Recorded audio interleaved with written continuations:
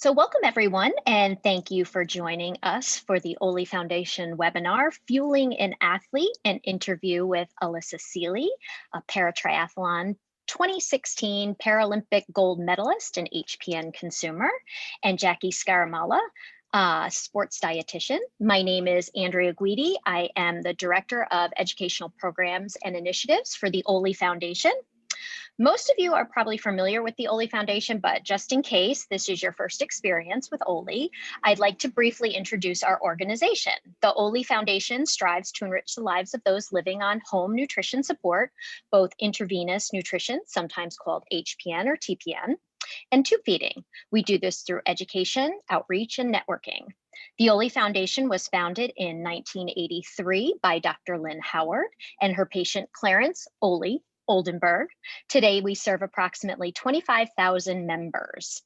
All of our programs are free of charge for patients and their families. First, a few housekeeping details. You should see a toolbar at the bottom of your screen, and you can use the chat function to send a message directly to me. In the Q&A function, please type any questions you have for Allysa or Jacque. We won't be responding to the hand-raising function in the control panel today. We will answer as many questions as possible during the question answer period at the end of the interview, or we might even try and take some kind of in-between questions that we have for Allysa and Jacque already. We'll post a recording of the interview on the webinar, after the webinar on the Oley website, so people can watch it over again. For those who missed it, which we always have a few, you're welcome to watch it again. And please note that we have muted all the participants, so you don't need to worry if there's background noise where you're taking the webinar. No kids or dog barking, no worries. And if you're having technical issues, please go to the Zoom website on the address on your screen. And now it gives me great pleasure to introduce Allysa Seely, paratriathlon 2016 Paralympic gold medalist. A few weeks after Allysa raced her first triathlon, she began to lose feelings in her legs. This marked the beginning of nearly 2 years of doctors, specialists, and hospital stays. Allysa was diagnosed with Chiari-2 malformation, basilar invagination, and Ehlers-Danlos syndrome. The delay in diagnosis and treatment resulted in a traumatic brain injury and an incomplete spinal cord injury at 20 years old. Allysa was taken back for brain and spine surgery. It wasn't likely she would walk without assistance. Alyssa's determination served her well, and after months of inpatient and outpatient, Allysa crossed the finish line of the 2011 Collegiate National Championships as the first ever athlete with a physical disability to do so. The lasting effects of the neurological injury became harder to battle, leading to her left leg being amputated and relying on TPN to power her athletic career. Since that time, Allysa has competed all around the world. She is a 3-time world champion, and in 2016, she realized another dream as she became the first Paralympic gold medalist in triathlon. That is wonderful. And I'd also love to welcome Jacque Scaramella. Did I pronounce it right? Jacque is a sports dietitian contracted with the U.S. Olympic and Paralympic Committee. She supports both summer and winter Olympic and Paralympic sports. Jacque has co-authored several sports nutrition publications on para-athletes. She is a level 2 ISCAC anthropometrist. Jacque supports the nutrition needs of Team USA athletes traveling domestically and internationally for training camps and competition, including the 2016 Summer Olympic Games in Rio de Janeiro, Brazil, and the 2018 Winter Paralympic Games in Pyeongchang, South Korea. Well, welcome, ladies. We are thrilled to have you here with us. Yeah, thanks for having us on. We are thrilled you could join us. So we'll start with some questions that we have. We'll start with you, Allysa. Do you want to tell us a little bit about your childhood, how old you were when you were diagnosed, things like that? As a child, I was pretty normal kid, bubbly, bouncy, played all sorts of sports and activities. I was a failure to thrive kid, but no medical interventions were introduced until later in life. The first time I had tube feeding was in my late teens, and then on and off for about 10 years before becoming fully tube dependent and then on TPN. Great. And when you were diagnosed, what were your first thoughts with your diagnosis? And did you know you would be on home parenteral nutrition, or were you a little nervous about that?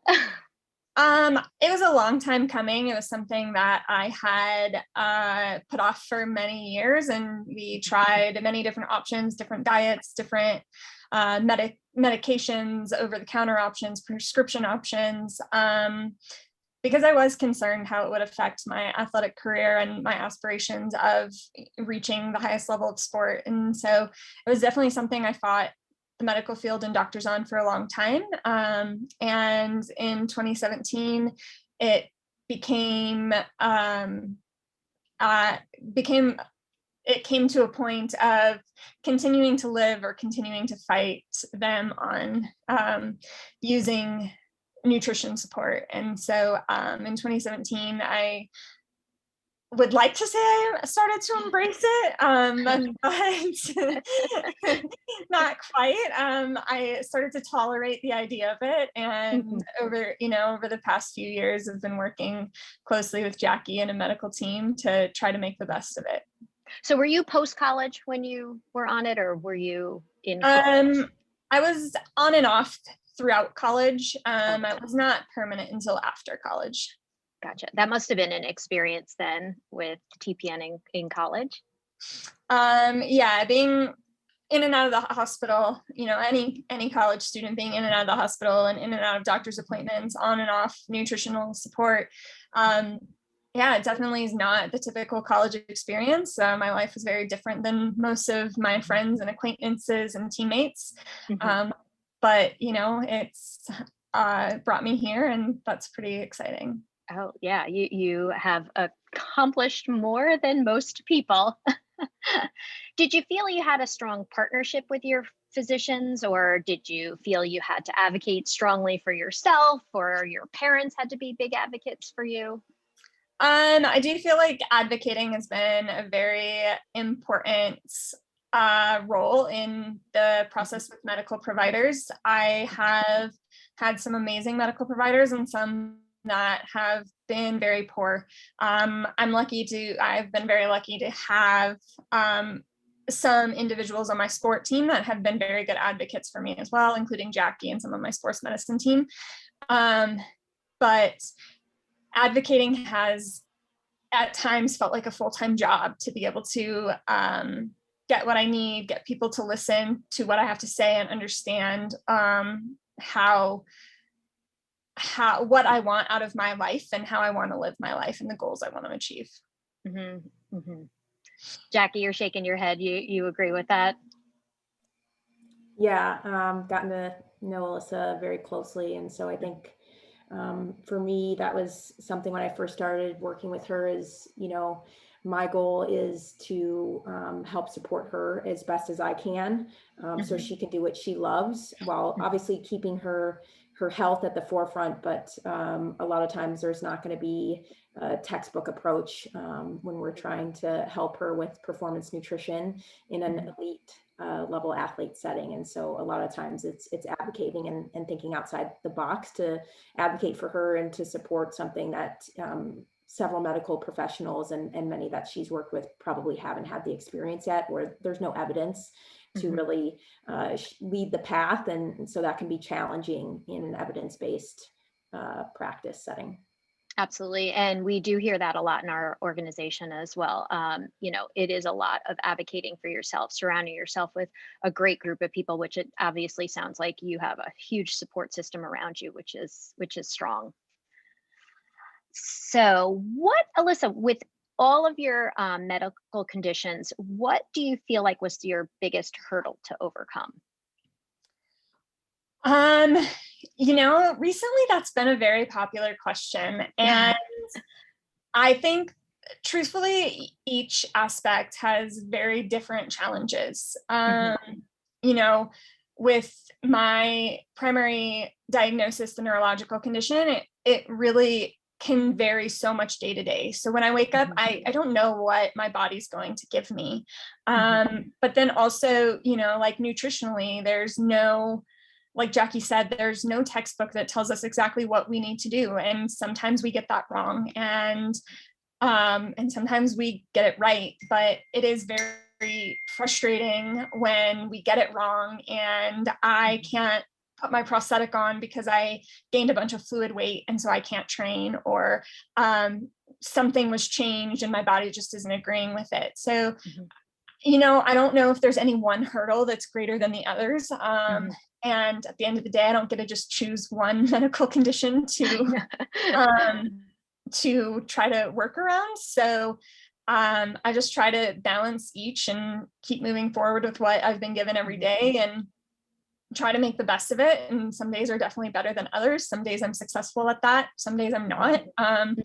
I'm not infallible like a lot of people tend to see. I have my bad days, and I have days that it just seems unfair and I don't want to have to keep doing this, but this is the life that we're given. And if we want to succeed and we want to thrive, which are both totally possible, we just have to find ways to work around the challenges that are presented. COVID's been tough on everyone, obviously, but for someone like an athlete who, when things were shut down, could you still train? Or, that must have posed a problem for what you've been trying to accomplish. COVID was very challenging. One, from the athletic standpoint, two, from the standpoint that I was at very high risk, likely like a lot of people on the webinar. And so I live here in Colorado by myself with my two dogs. My family and my closest friends are back home in Arizona. So when COVID hit, I was pretty much isolated to my house with my dogs. And we were able to get outside by ourselves. We were able to continue to run and ride our bikes outdoors in fresh air, but anything in public really ceased to exist.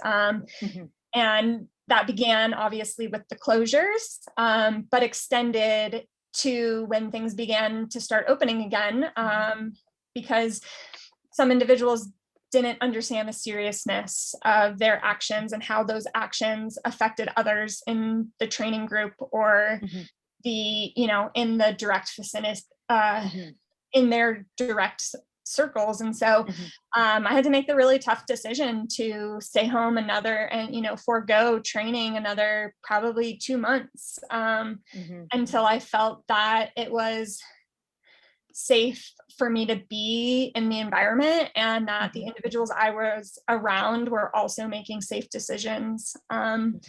Because at the end of the day, it's sport is amazing, but life is kind of more important. So Absolutely. We're going to do a little bit of a shift here. What got you interested in triathlons? It's, I could see people doing running but triathlons, that's pretty grueling. So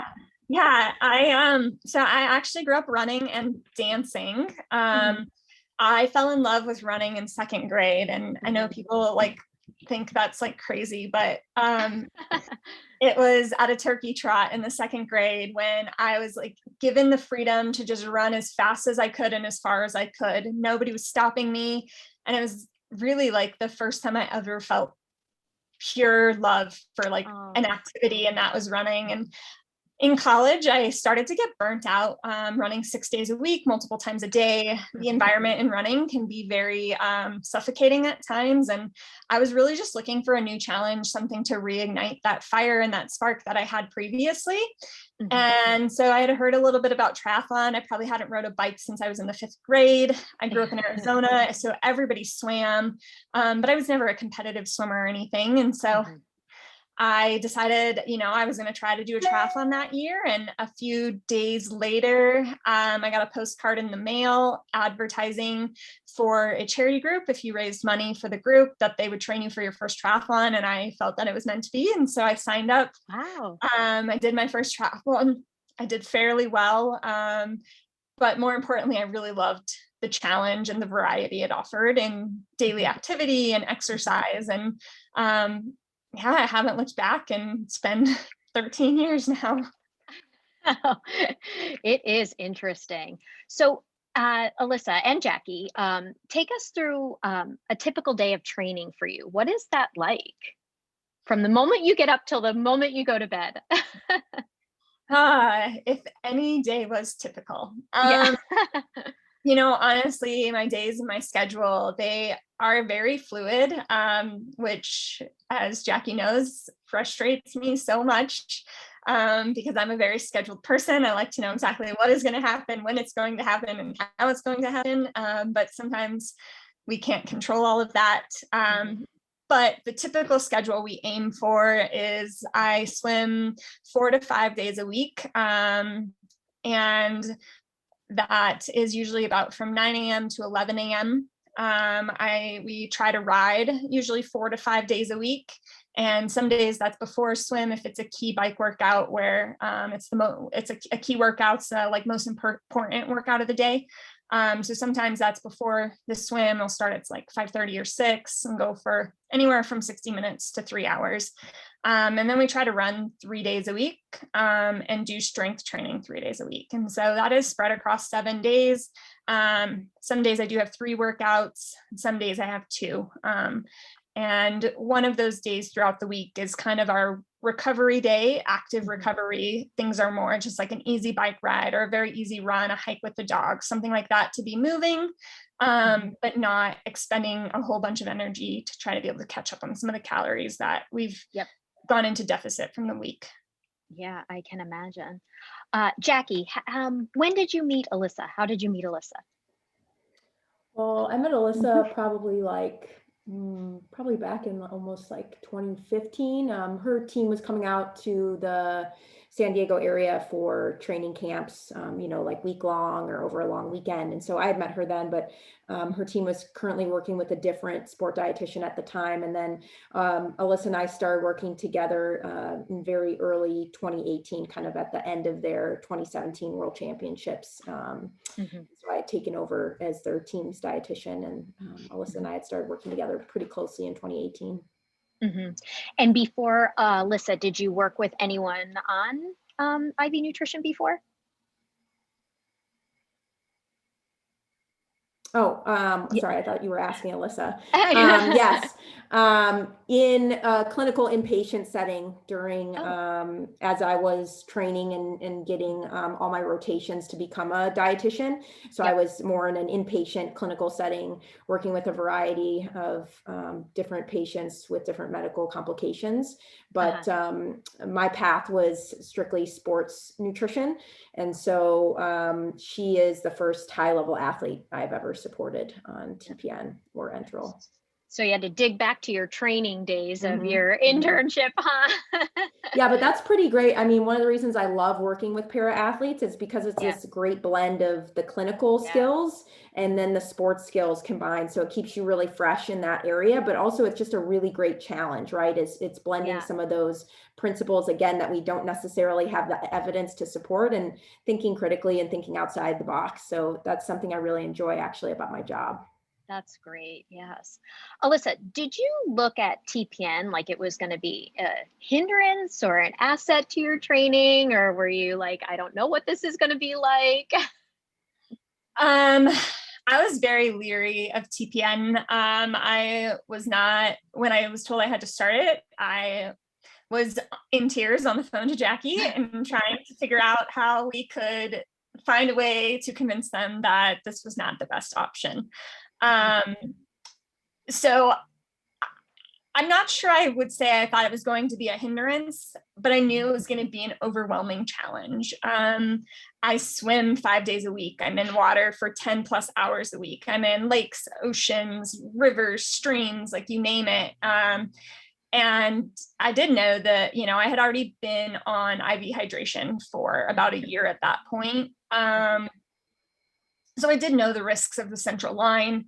And we had worked around, how we could overload fluids at some times to try to access my port less frequently. But being on TPN, wasn't going to be an option anymore. You know, accessing was going to have to become a daily thing any day I got in the pool.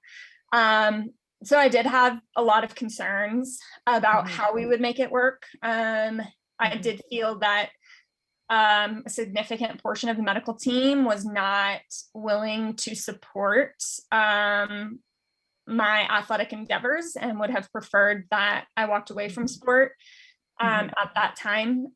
So there were, you know, not only was it my dream, it was my job. It was, you know, it was so much. And so there was a lot of uncertainty with how we would kind of move forward. Speaking of the swimming aspect, we do have a question coming in. Someone's asking, how did you swim with a PICC line on TPN? So I actually have a port. I only had a PICC line for, I think, 2 or 3 days. And that was one of my points that I advocated very strongly about. I refused to leave the hospital without a line that I could continue to swim with and get in the water with. And it took numerous days. It took gathering research to show that, you know, a port doesn't necessarily hold a higher risk of infection than a PICC line. And so some of that research came from me, some of that support and advocating came from Jacque and other providers that she was able to kind of corral. And so when I've had a PICC line, I have not been able to swim. You know, there's no dressing that would keep it dry. But I have had a port for most of the time that I've been on enteral nutrition. That's great. Jacque, how did you and Allysa go about building TPN into her training routine? Yeah, so part of the things I consider as a sport dietitian is thinking about certain macronutrients, right? Carbohydrates, fats, proteins, and obviously those needs change for an athlete whose muscle turnover and energy expenditure is a lot higher. So considering how different we needed to make her TPN prescription compared to you know, what is typically what a dietitian and pharmacist team might prescribe for general population that's outpatient with these. And then considering nutrient timing, because that's a big impact for fueling and making sure energy management throughout the day, making sure power and intensity can be maintained during training sessions, making sure she's recovering, making sure she's getting plenty of hydration and electrolytes to meet her sweat losses. So trying to kind of bridge those things together. And, you know, I give a lot of credit to Allysa for being willing to do some trial and error, really, you know, figuring out what we can make work, what's feasible within the schedule, how can we work with her coaches to figure out a better schedule that would make TPN and her being able to get some calories in during the day and not everything overnight, right? Because if you can imagine doing 2 to 3 sessions of exercise on top of normal daily activities of living and then only getting calories at night, it's not very sustainable as an athlete, especially a high level athlete. So just working really well with the team and making sure the communication piece is strong. And then, you know, making sure the athlete or the client you're working with trusts you and that you have some good reasoning behind the suggestions that you're making. And it's a lot of trial and error to figure out what works well. Yeah, I can only imagine it must be back and forth. And you're in 2 different places. You're in 2 different areas. Jacque, you're in Southern California, and Allysa, you're in Colorado. So did that make it a little difficult? Sometimes I think, like, you know, ahead of COVID, you know, we communicate very regularly, most days, I would say. And so it's just making sure that communication stays consistent from both ends, and that just really helps. So that wasn't anything that was new to us, you know, because Alyssa's needs are really high and complex, that we need to be making sure we're staying ahead of it. And as I'm sure many of you have experienced, there's stuff that comes up every day and every week, right? So week to week, day to day, it's just never going to be, you know, straight and copy and paste. And so we need to be willing to adapt. Jacque, how would you describe Allysa as a person, as a client or patient? Are you not going to like this, Allysa? Very strong. I think she is stronger than she thinks she is most days. She's highly motivated, as you can tell. As she must very be. determined. Yep. Very intelligent. I would say, has some good stubbornness in her, with which definitely benefits in many ways as well. So yeah, she's been great to work with, and I just appreciate, being able to have constant communication and trust building with her. And that's not something that's easy, obviously, with somebody who's had a complex medical history and a lot of medical providers in and out of her life that haven't always been the best advocates or resources for her. So yeah. Allysa, you're clearly someone who doesn't sit still, and it must be, and clearly determined and motivated. So on tough days, do you wake up in the morning and are there definitely days where you're like, okay, I think I need to take it easy today? Or do you listen to your body, or do you try and push through it? Jackie's smiling. She wants to know how I'm going to answer this. That's what she wants to know. That's what's going on in her head right now. She's like, what's she going to say? Yeah, exactly. I think she'll have a different answer than you. Something tells me. There's definitely been a learning curve. I am stubborn. I do face a lot of challenges that my competitors don't. Yes, everybody I compete with against has a disability. Most of their disabilities are stagnant. They became an amputee 23 years ago, or they were born that way. Unfortunately, mine does not work that way. And so there are days that I wake up and I don't feel good. And I decided as a day that even though I don't feel great, medically I'm stable, nutritionally I've gotten my nutrition, and it is a day that we can push through it. There are the days that I wake up and I feel terrible and I want to push through it, and I try to push through it and I get in trouble for doing so. And then there are days that I do better about listening to my body, but it is challenging. It is hard to find a balance between knowing that there are going to be days that are just not good. There are days that I'm not going to feel good, and then I'm just going to have to get up and keep pushing through. So learning that difference is important, and has required a lot of maturing and growing up. And I'm still not perfect at it, but I'd like to say I've gotten better in the last 3 years we've worked together.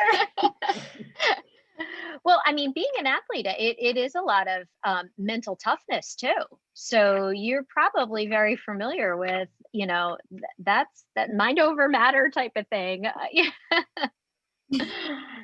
I'm very good at that skill. Yeah. It sounds like it. Sometimes too good.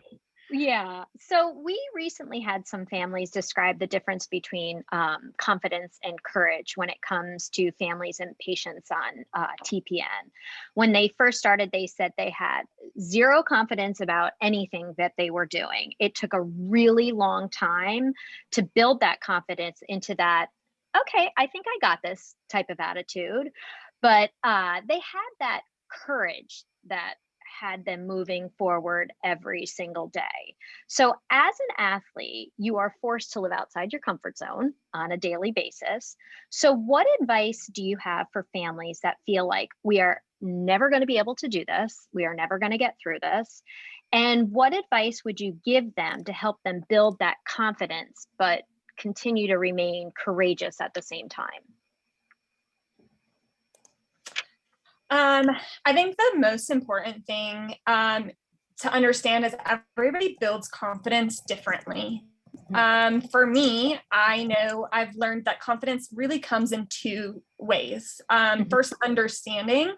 So understanding why something is happening, how it is supposed to work, how it is supposed to help me, like what is the timing. And then also like doing it, and seeing that it's working and building little by little from that. And so I think first, identify how you find confidence. And if that is for some people that is understanding every small detail, or asking questions and making sure you have the answers, that if a problem arises, you know how to fix it, things like that. And so for me, I have about 10 million questions every time something changes, from why to, what's the reasoning? Why are we making the change? How are we implementing the change? What is this change? How is this change supposed to benefit me? And what would we expect to see, and how are we going to measure this change? And so those are things that, questions I want answered, not only when my nutrition changes, but when my training changes, when, and because that's how I'm confident. And then just being able to employ it day in and day out and see if not, it's working. And then also being able to provide feedback and know that my team is going to listen when I say this isn't working. We need to go back to the drawing board and figure out why. That's great advice. We have some questions coming in, so why don't we take some in our Q&A. I have one person asking, as a former athlete and a very active person, I am looking to get back into that lifestyle. I depend on TPN for all nutrition at this time. I am pretty good at staying hydrated. However, I'm wondering two things. First, what line would you recommend? Does accessing a port multiple times a day cause issues? And second, as I begin to discuss this more with my team, what are the two questions I should be sure to ask? I think the first thing would be, it depends on what type of activity or sport you want to get into.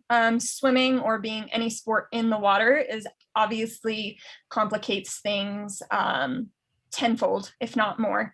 Having to really being in the water, the only option is a port. Accessing it multiple times a week does increase your risk of infection. It does not only systemic infection, but also skin infection from breakdown of skin.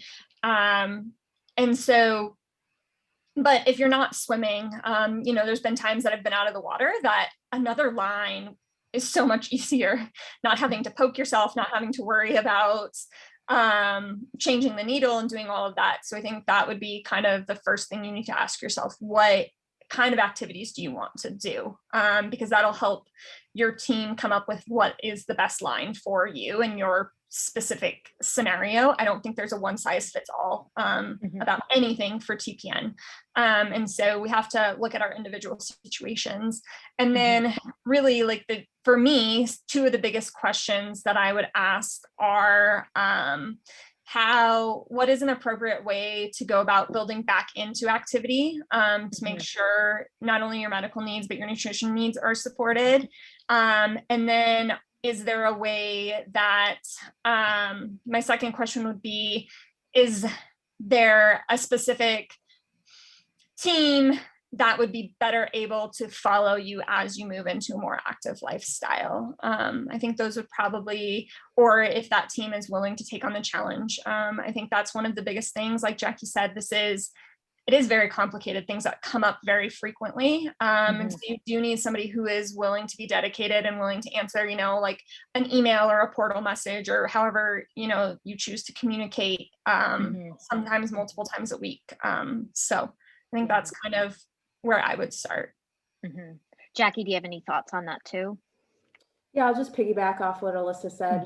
It's having a good team around you. And if you're able to utilize resources that are not just on that clinical side, but maybe have some of that performance athletic experience. So you guys can also have those teams work together. That communication piece within that multidisciplinary setting is really crucial to making sure the medical management side is safe, we're following what we need, but then how do we merge that with that sport athletic side, right? And as you kind of start back, just understanding what are my nutrition needs at this time, especially as you kind of slowly start to get your body used to that, right? It's not going to be at the same need and calorie level as Alyssa's, right? But kind of slowly progressing through that and making sure you're working with a dietitian in order to meet those needs, and not probably just a clinical dietitian, but a sport dietitian as well. And I utilize my resources very, very well with being able to liaise with several different clinical dietitians, whether it be somebody that specializes in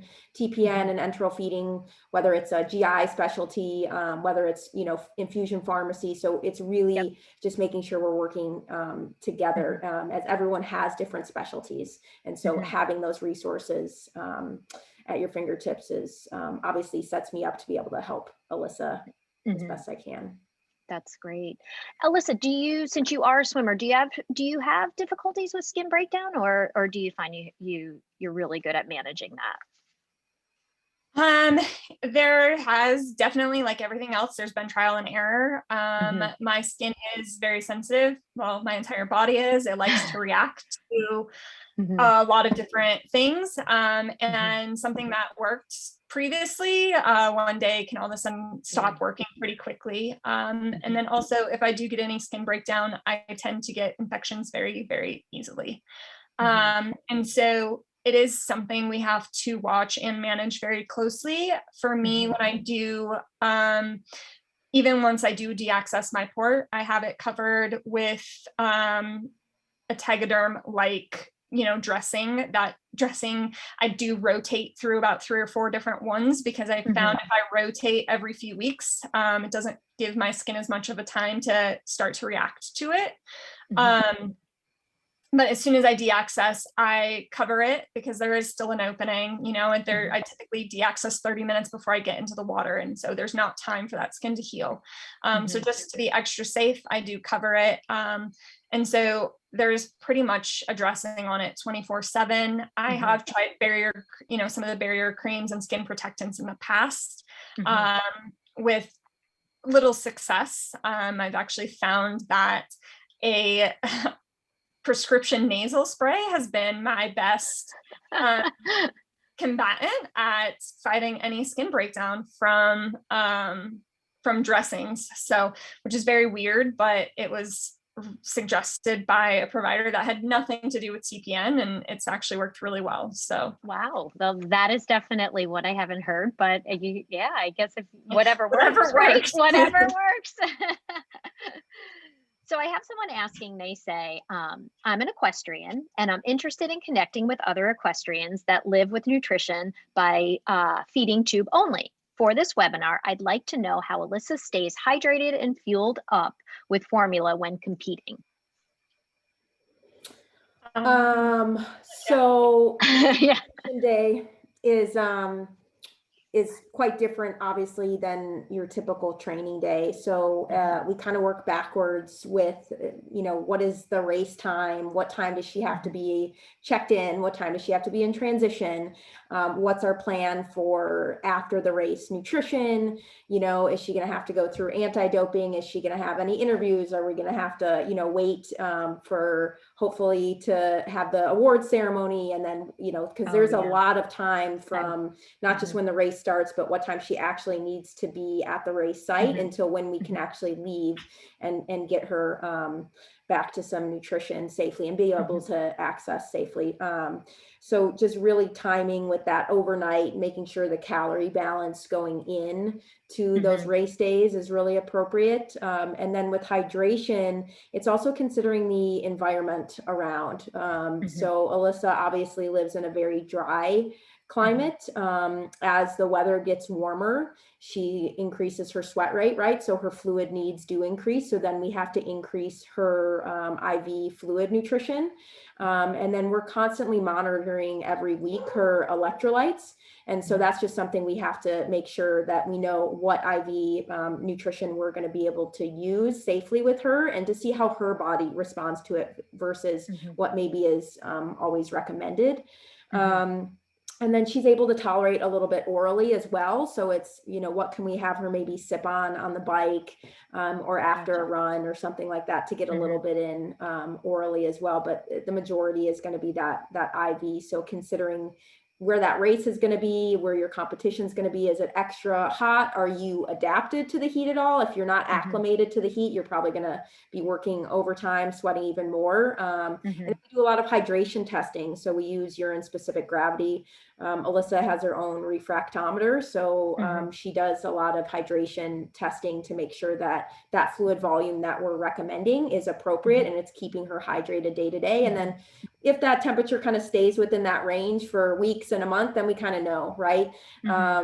But as any kind of volume in training increases, as the weather changes, then we have to retest hydration and be able to increase that and monitor that.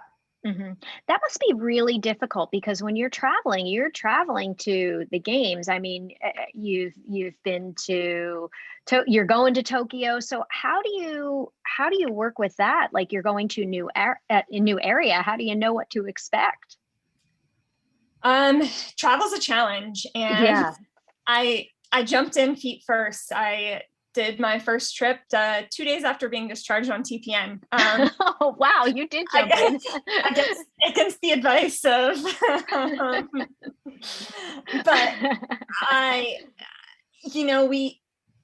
this obviously, there is no trial and error, right? Like, TPN has to be kept at a specific temperature. There is no variation. There is, there was no time for troubleshooting. And so over time, I think we've been able to pare down what we had done to begin with. But the first times I traveled, every bag of TPN was packed with 2 commercial ice packs. It was then packed in a cooler that was not supposed to lose temperature for 36 hours. When I do travel, we make sure we have the least amount of layovers and the fastest flight time possible. We don't want, although yes, you legally are allowed to carry TPN and medical supplies onto the plane. It's just not physically feasible for me. I have to carry my prosthetics, my race gear, like all of that. And so we pack TPN in different bags. I'll send some with another person in their bag. So that is in 4 or 5 different bags. So if one bag gets lost or delayed, we still have others that will arrive. Yes, it is more risky than carrying it onto the plane, but again, it has to be feasible for the person doing it. And this is what has worked best for me, traveling hundreds of thousands of miles over the past few years. But it does face a problem when we end up with longer trips or back-to-back races in Europe. We only have 9 days to work with. So is it possible? Do I have to fly home in between?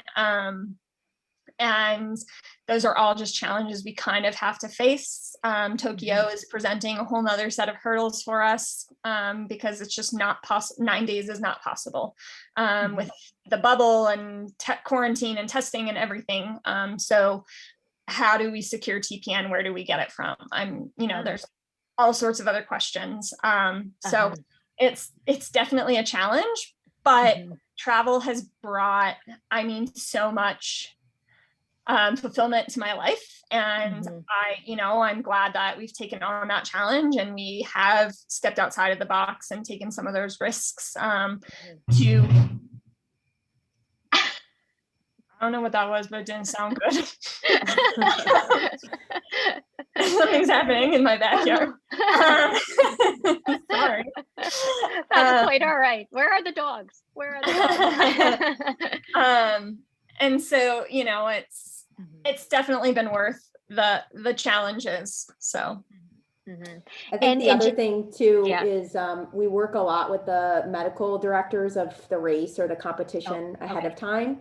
And so it's getting Alyssa's performance manager involved, right, who kind of is managing the travel. So, if you're going somewhere for competition, make sure you get ahead of it, and try and communicate with the race director, the medical director in advance, so they can make sure that they are expecting and know what else you might need the day of or leading up to the race, and they can be a resource for you there. So we try and do as much kind of pre-prep and planning so we can have some resources on the ground as well too. And then the other kind of fun task we get to do. And this is something we do with all of our athletes, national team, because everyone competes internationally, right? Is figuring out kind of what that nutrition is going to look like on travel day, right? If she has a 30+ hour travel day, absolutely, keeping her hydrated. Hydrated and having some nutrition during that day, right? Because you're not going to go 30 hours without eating anything and then have to land and be able to train the next day to get ready for that race, right? So, working with TSA, working with the airports, there's a lot of challenges that we've had to go through there. But it's just important to make sure that we're able to time that as well. So Allysa also knows what she needs to do on travel day and when she should start her TPN and how we make that work with the different time zones. Yeah, and also acclimating to different, environments. I mean, is that difficult for you, Jacque, and hard on Allysa? Really, is it hot? You're exhausted? Is it cold? Is it, mountainous? Or do you do your research beforehand? Right. Oh, of course. Yeah. We do tons of research ahead of time to prepare athletes in any discipline. That's one of the things, one of the parts of my job. But, I think travel has its pros and cons. Obviously, it's fantastic to be able to get to see different parts of the world and maybe get to spend an extra day or two there. And, I think during travel is a really nice opportunity for myself and other providers to get to know the athletes, because you're not just constantly at work, there's some downtime, you're spending a little more off time with the athletes. So you get to develop relationships and trust a little bit better when you're with them more full time on the ground. So that's, while it's tough to be away from friends and family and the challenges with different countries and the travel, and it's tough, there's also a lot of benefits to it as well. Yeah, absolutely. Well, we're going to give Allysa a little bit of break here because we got a lot of questions for you, Jacque. How to increase protein intake without causing GI upset? Yeah, so that's a pretty broad question. I mean, I think it's really specific to the individual. I would say I strongly advise, based on, I don't know what the medical condition is or what your nutrition accessibility is, but I would say making sure you work with a dietitian that probably specializes in GI and figuring out based on what's going on with the GI, what kind of formulas are really, should be trialed first. And, like if we're thinking about somebody with less GI complications that maybe can tolerate a little bit orally, we're going to want to go probably with some leaner protein first, something that doesn't have a lot of fat with it, because those are typically going to be easier to digest.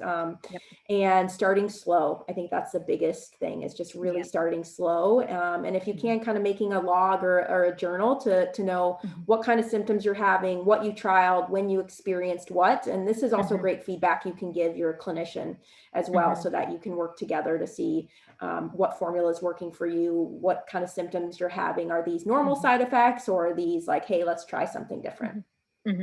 Great advice. How do you get other trace nutrients and manage electrolytes while on sports? Yeah. So, I mean, Allysa has like an IV multivitamin essentially that she's able to add into her TPN. And then as far as managing the electrolytes, we do sweat rate testing.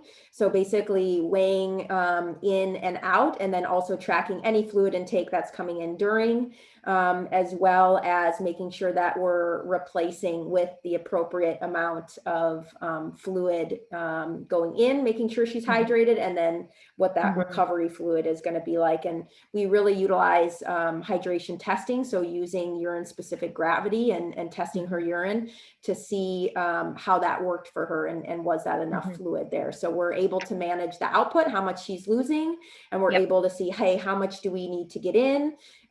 Did that work yesterday? Was she showing up the next morning hydrated? And then what does that look like for the rest of her training sessions throughout the day? That sounds great. Another one for you, Jacque. What is the optimal carb source for endurance versus strength training, and timing relative to workouts and rest periods? Yeah, great question.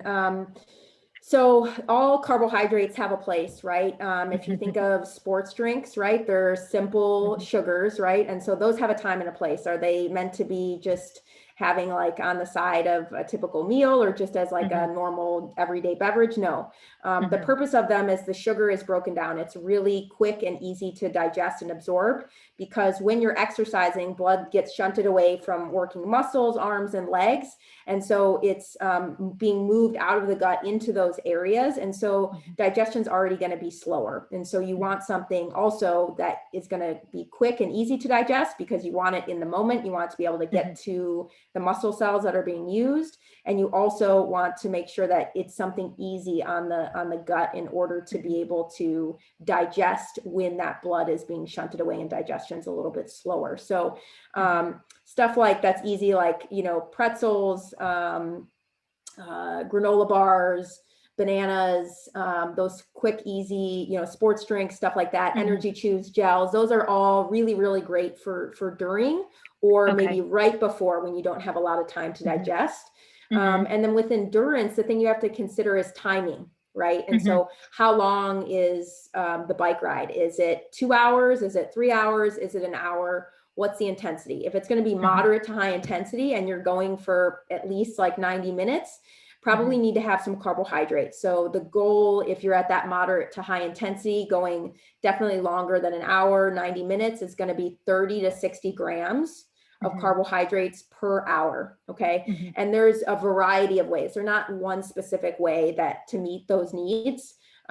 So for example, somebody might really like to do like a banana on a bike. Somebody's like, bananas gross me out. I really want a gel. Some people are like, texture of gels is just really funky. I know for me, I know for Allysa, we're like gels, you know, but maybe energy chews work, you know, and then combining that with sports drinks. Okay. How do we, you know, we want to make sure fluid is coming in as well. Can we add some calories, some carbohydrate in that fluid? And then the other complicated part is the types of sugar. So as we get into those longer endurance sessions, something that's over 2.5 hours, you actually want higher carbohydrates. So even upwards of 90 grams per hour, which sounds like a lot, right? And so multiple sources of carbohydrates, if you combine a glucose, so like simple sugar and a fructose fruit sugar together, they utilize different transporters. And so you're able to absorb higher amounts per hour, per minute. So that's where you can use kind of different types of foods and different types of sports products to digest and absorb quicker to meet those demands. I have someone asking, after I have a day or two of more physical activity, I'm often wiped out. So what can they add to help them be more active? Yeah, I'd be curious, first of all, like, what's your recovery look like as well? You know, and how are you doing with sleep? How are you doing with the hydration? What are you currently eating throughout the day? And what are the timing of that nutrition? You know, are you making sure you're going into the session with having something so you have energy through the session?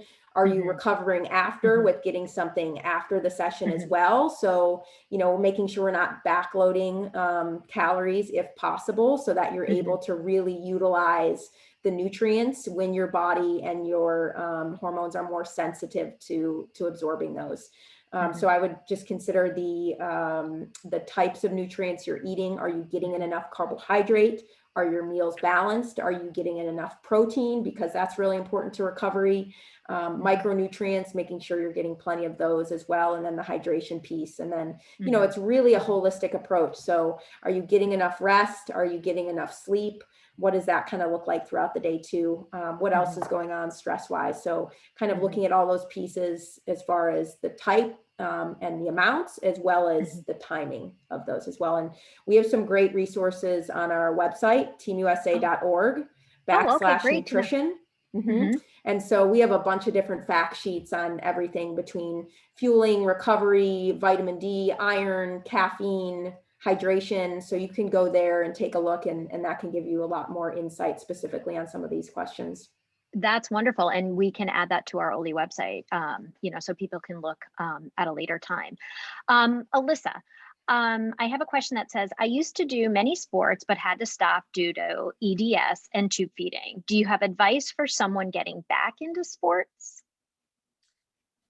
I think the biggest advice, especially amongst the EDS community, that I can offer is that small movements are always the best place to start. Everybody, and this is typical of anybody in exercise, you know, everybody wants to like go to the gym and like start pumping iron, and like the only place that ends is an injury. Like, to be honest, and our coaches always tell us the only reason we do strength training is to prevent injury. You know, we're not in there to like get 6-pack abs and giant biceps. And so, you know, and I just offer that to show that like even the athletes at the highest level are not just going in without a plan.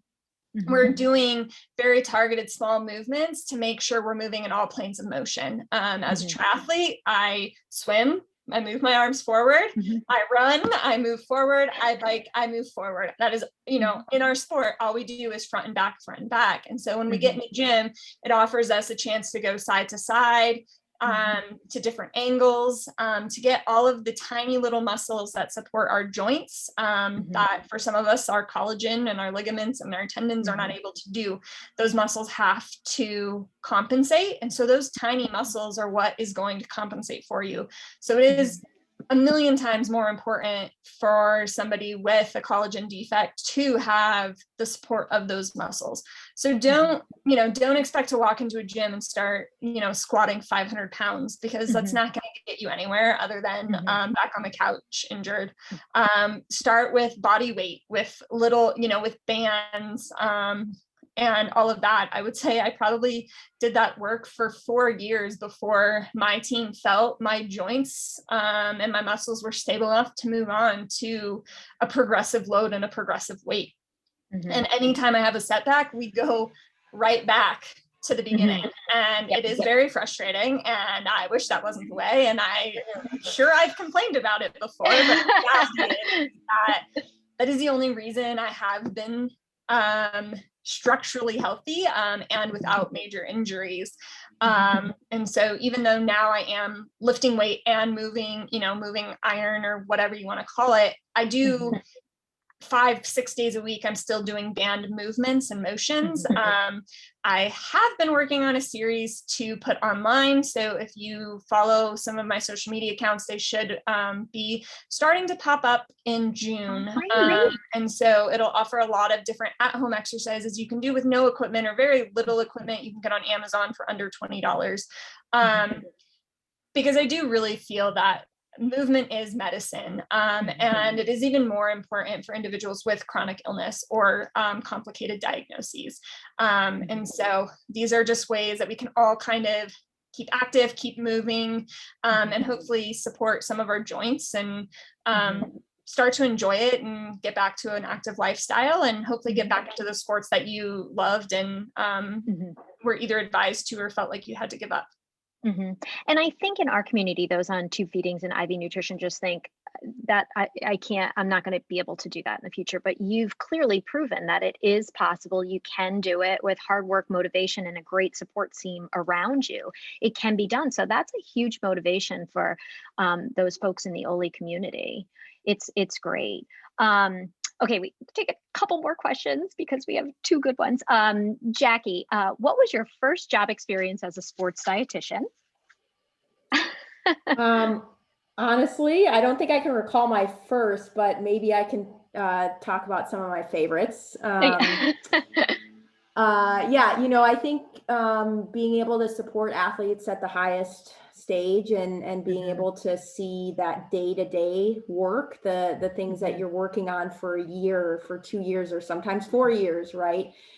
Be able to come through 5 years, 5 years, case, fruition, you know, and to be able to see their dreams realized and to know that you had a part in that. I think for me, that's always the best part of my job and some of my favorite memories. And again, it's sometimes during, you know, these travel opportunities where you're going over to support for competition and doing a lot of stuff with them on the ground there and making sure that that's pretty seamless for them and trying to offer a at-home environment as much as possible when you're somewhere that's not, but being able to get to know your athletes really well, just beyond those day-to-day nutrition specific conversations. I think those are some of my favorite opportunities that I've had along my career, and I look forward to many more of those as well. That's fantastic. And Allysa, what tools do you use to keep yourself positive while managing your health ups and downs? Oh man. Mind over matter, honestly, is probably one of my biggest go-tos. Mhm. Sheer stubbornness, and that was just a trait I was born with. Like, you could ask my mother. I was stubborn the day I was born, and it hasn't stopped. I think it has served me well, but I don't like to be told no. I don't like to be told something's not possible. And so the moment somebody tells me that, my desire to prove them wrong multiplies very quickly. So, I have never been the type to want a cheerleader, but if somebody wants to doubt me, I'm all for it, because somehow it works out okay.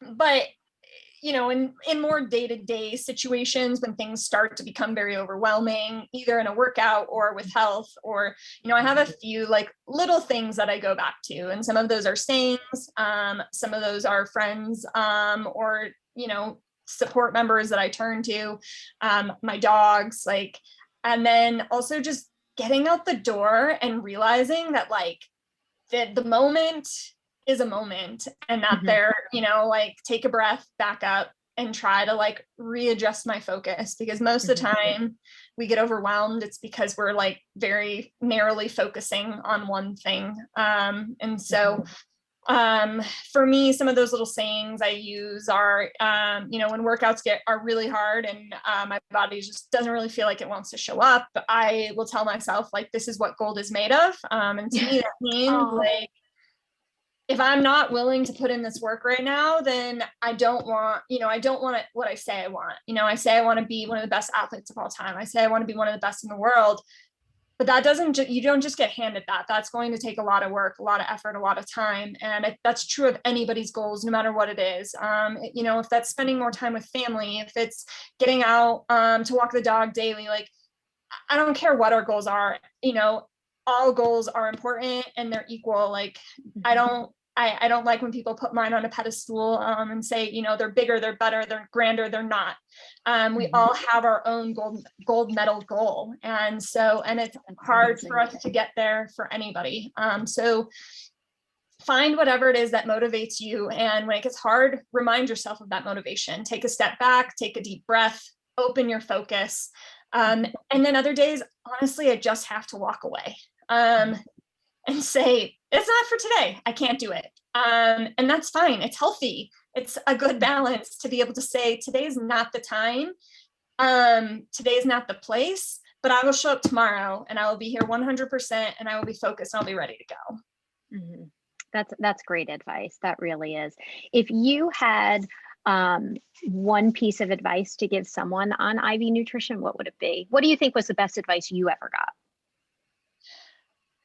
I think the best advice that I've ever got is that we go take it by whatever time frame that is going to get you past it. If it, and sometimes at the beginning that was minute by minute. That, I needed to get through the next 5 minutes. I needed to get through the next 10 minutes. I needed to get through the next day, the week, the month, whatever it is. Just break it down and make that unrealistic, whatever seems unrealistic, break it down into the most realistic part, and in a completely different metaphor, like, if you're staring at a house that's a mess, you think about everything that has to be done, but when you're thinking about everything that has to be done, nothing's getting done. So you break it down into tasks, into chores, and then it gets done. So do the same, break down that big impossible into the smallest part you have to just keep moving forward. That's great advice for everyone. I think you can apply it to anyone's life. And Jackie, if you had could give encouraging words to anyone on IV nutrition, what would they be?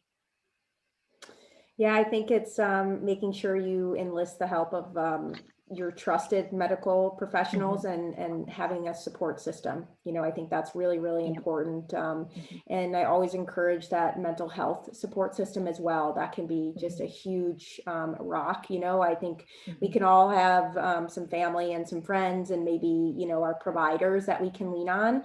But I think it's also really important to have that professional, non-biased third party that can help maybe give you some of these strategies that Alyssa's talking about and as mentioned. And so, you know, a lot of times, right, we're just not going to have the evidence to support how to proceed with some of these challenges you guys might face.